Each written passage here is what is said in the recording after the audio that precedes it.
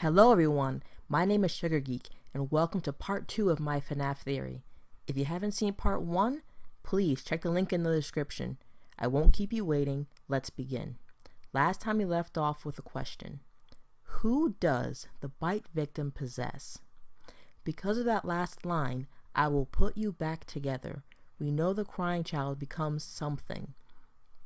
It can't be the puppet or Golden Freddy, since they are both already possessed. The crying child becomes Shadow Freddy.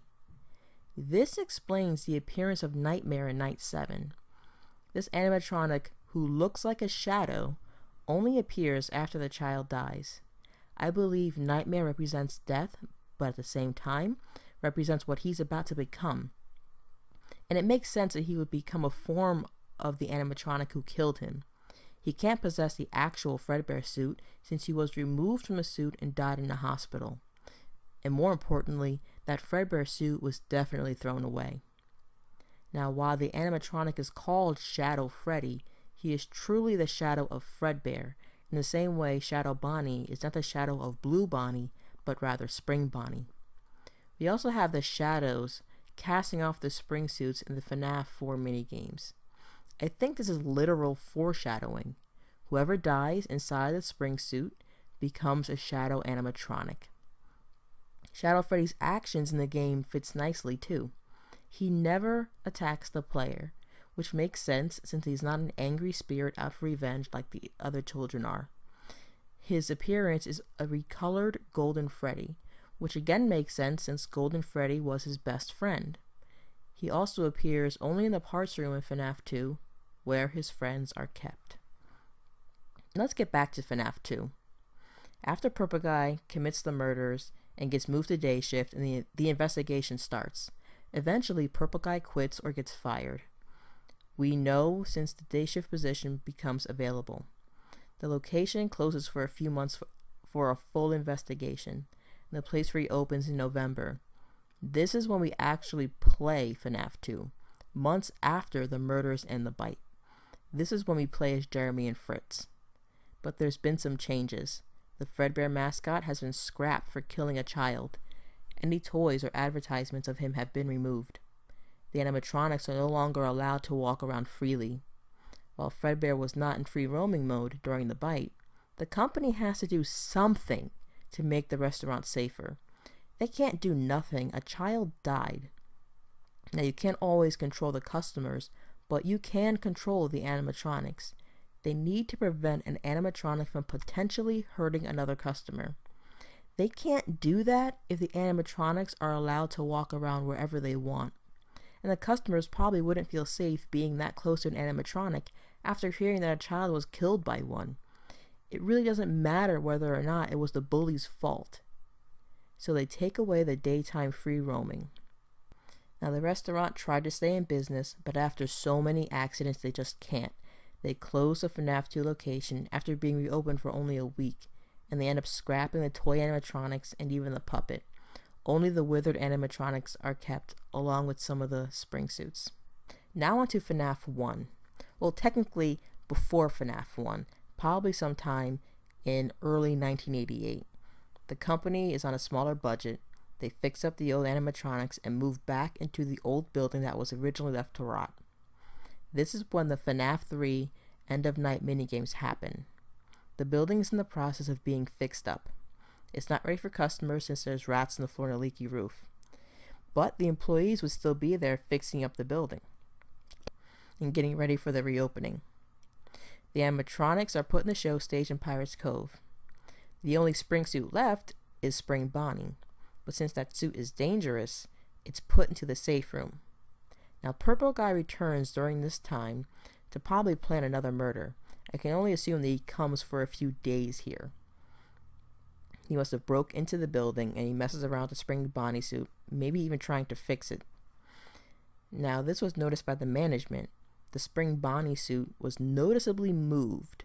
Doesn't mean it was moved from one room to another room, but it could just be laying in one position and seen in another position the next day.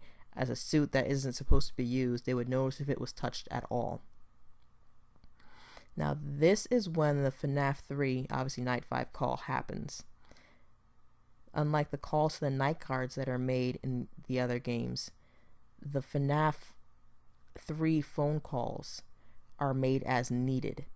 They were originally made to train the employees and later warn them about the spring suits. And the last 2 FNAF 3 phone calls were made at the FNAF 1 location during this time, but we'll get to that last call in a sec. Purple Guy breaks into the restaurant again to plan another murder. So when Purple Guy had broke into the restaurant, Shadow Freddy noticed this. And yes, this is Shadow Freddy.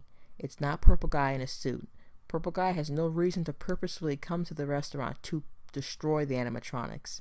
And if he were wearing a suit, wouldn't we see it somewhere in the safe room or anywhere else in the building? Wouldn't he get into that suit instead of Springtrap later on?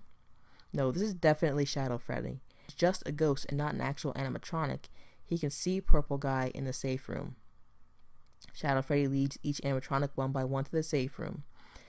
He was just leading them there so that they can get their revenge. Purple Guy, out of fear, dismantles each animatronic.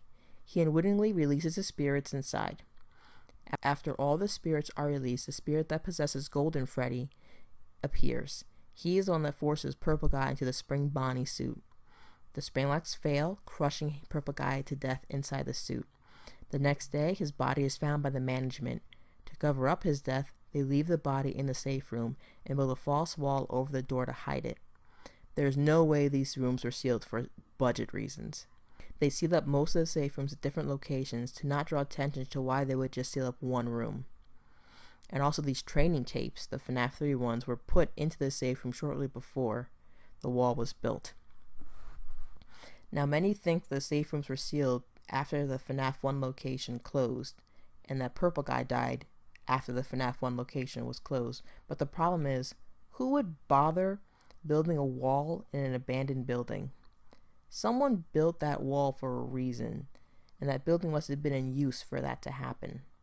This is also my biggest piece of evidence for why I think the FNAF 3 calls happened in 1987 and 1988.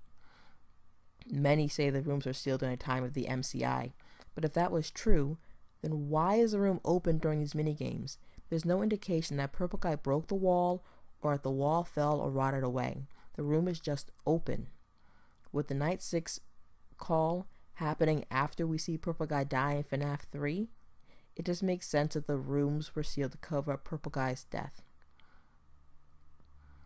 Now, shortly after Purple Guy died, the animatronics he dismantled were put back together and the restaurant opened. The spirits of the children were back to the animatronics.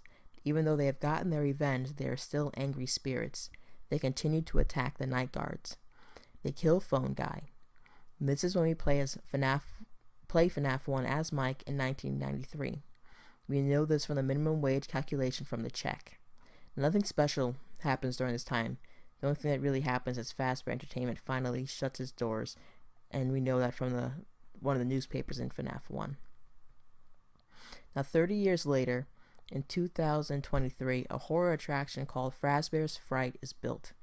Phone Dude is the owner who has been collecting relics from the old Freddy Fazbear's pizzerias.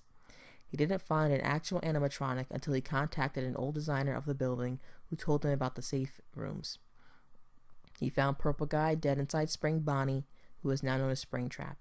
Unfortunately, he did not notice that there's a dead body in there somehow, and he brought it to the horror attraction. Now, he's the only real animatronic in the building. The others are just phantoms who can't hurt you physically. I believe these phantoms are the spirits of the children who no longer have their animatronic bodies. Those old animatronics must be rotting away in a dumpster somewhere. Now, a Springtrap was awakened that also woke up the spirits of the children, and they go back to doing what they always have, trying to kill the night guard. They don't recognize Purple Guy since he's inside the Spring Bonnie suit, and unfortunately they only help Purple Guy try to kill the night guard, and they attack you by knocking out your computer systems. Now, I believe it was Shadow Freddy who came up with the idea to give the children cake. They need to be soothed so that they can move on. And the reason I believe it was him is because he appears in the office but doesn't hurt the player. He also seems to provide the hints in the hallway in the end of night minigames. And also during the cake minigames, we see hints of him being there in some way. Like in BB's Air Adventure, we see this tree, and the only time we would ever see a tree in FNAF is when the bite victim is walking home in that one mini game.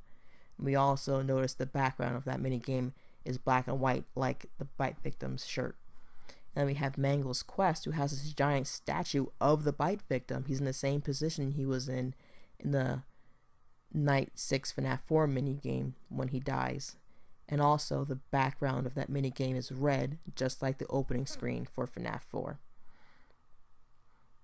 So with the combined help of the children who possess the toy animatronics, Shadow Bonnie, the Night Guard himself, and the Fredbear seen in the Stage 1 minigame, who I believe is the bite victim appearing as Fredbear instead of the shadow of Fredbear, they all bring cake to the MCI children. The puppet brings the last piece of cake to the Golden Freddy child, and in the Happiest Day minigame. 11 children total are shown. They represent the 11 children killed by Purple Guy, and once they are all together and that last piece of cake is brought to Golden Freddy, they all can finally move on. Now, some say that Purple Guy's death is this cake, and that doesn't match up. You can play FNAF 3 and Purple Guy will die every time and you will still get the bad ending. This cake is something separate. The cake is also giving to the animatronics in real time while FNAF 3 is happening. The other minigames in the other games always show some sort of past event, but these minigames are different. You have to go and activate them yourself, unlike the other minigames that just happen automatically or happen randomly. So these minigames are happening then. Those children get soothed then in 2023 at Fazbear's Fright, not sometime in the past. So with these children finally free, Fazbear's Fright burns to the ground, and hopefully Springtap is destroyed in the fire. Thank you so much for watching. Now things may change when the Five Nights at Freddy's Sister location comes out, and I can't wait to play it. And I'll definitely adjust my theory with the new evidence that will be provided from the games. If you like what I'm doing, then please like and subscribe so you won't miss the next video when it comes out.